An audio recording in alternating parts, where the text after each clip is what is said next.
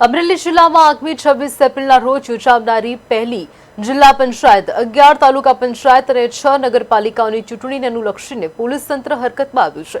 ચૂંટણી પ્રક્રિયા શાંતિપૂર્ણ માહોલમાં સંપન્ન થાય તે હેતુથી બગસરા શહેરમાં એએસપી જયવીર ગઢવીએ પીઆઈ, પીએસઆઈ અને વિશાળ પોલીસ સ્ટાફ સાથે વિવિધ મતદાર મથકોની મુલાકાત લીધી।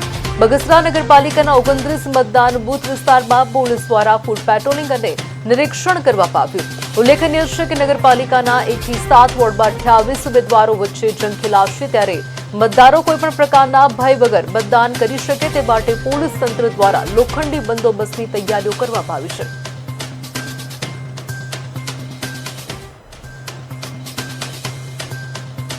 જેટલા પણ ટાઉનના ક્રિટિકલ બૂથ છે તેમની વિઝિટ કરવામાં આવેલી હતી અને થાણાધિકારીને એ પ્રમાણે યોગ્ય બંદોબસ્ત રાખવા માટે સૂચના આપવામાં આવેલી હતી।